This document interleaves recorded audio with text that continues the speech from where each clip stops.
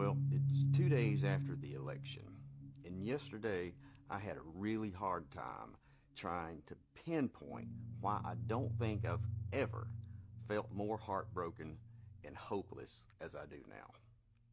There have been a lot of times in my life when I've been disappointed, when I've been depressed, when I've been angry, but I have never felt these things to the depth that I felt yesterday. But I gave it some thought, and I think I figured it out. The reason I'm so heartbroken, destroyed, and absolutely disgusted with the results of this election is that it invalidates everything I have ever been taught about how I should live my life and everything I've tried to teach my kids. So it's an absolute betrayal to realize at 57 years of age that when it comes really down to it, over half of this country really doesn't value the notions of being kind, being generous, loving your neighbor, being accepting, having empathy, showing understanding, being truthful, being ethical in business, being sensible and level-headed, not being a bully, not being selfish, and not being a total asshole. And because I've been taught these things my entire life, it's really easy for me to see that Donald Trump is a vile and despicable human being. He exhibits everything that I have been taught to set my sights against in order to be a good, functioning member of society. But now, over half our country supports this person and believes that he's the one who's going to make America great. Well, hey, here's a secret.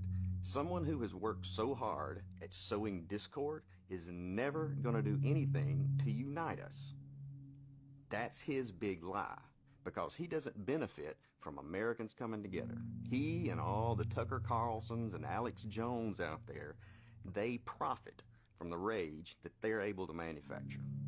So don't tell me it's okay if we disagree, as if this is akin to our individual preferences for wine or toilet paper. This is not a simple disagreement. This is you telling me that the values I've held dear my entire life have no meaning or place in the real world. This is you telling me that I should be shrewd, deceptive, cruel, and intolerant. This is you telling me that the type of person you really admire and look up to is a rich, entitled, narcissistic, criminally convicted pussy grabber. And if you're one of those guys out there that likes Trump because, well, he says what's on his mind, he tells it like he sees it, he doesn't have a filter. Yeah, sometimes you need a filter. There was a time, not that long ago, when being an asshole wasn't cool. If you were a shitty person, you just kept a lot of that to yourself, and society was all the better for it. But now it's all, let's make America great again. And what I'd like to know is, what specific time in American history are you talking about? What year exactly? Because for a lot of folks, this right now, this current time in American history is the greatest. And you know that. And for some reason, you don't like it. It's like this crazy idea that giving certain rights to someone else somehow takes some of yours away. Or are you just pissed that you're not special anymore? And so you can feel special again, you'll be more than happy to drag us all back 70 years when our black brothers and sisters had to drink from separate water fountains, or back when if you were non-straight, you had to stay in the closet. Personally, I'd like to go back to a time when assholes had to stay in the closet. And don't tell me, oh, don't be stupid. You're getting it all wrong. It's really about none of that. It's really about the economy. As if that excuses the behavior. You're willing to overlook all the other fascist rhetoric because all that's doing is showing your wives and your daughters and minorities and LGBTQ and other marginalized groups that you're completely willing to throw them under the bus as long as you can save 5 cents a gallon on gasoline. Did your stock portfolio get a bump yesterday?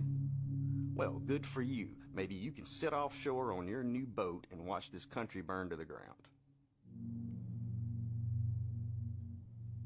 The reality is that as a country, we had the opportunity to take the high road, to stand for something higher than our basest instincts, to stand for equality and fairness, to stand for the overall good of everyone.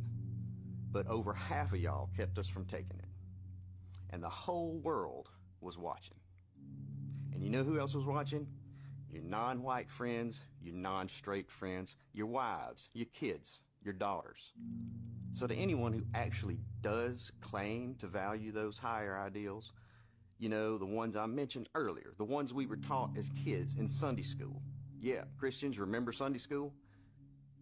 If you claim to hold any of those same values, but are at the very same time enamored with Trump and perfectly pleased with the outcome of the election, me and millions like me deserve a fucking explanation.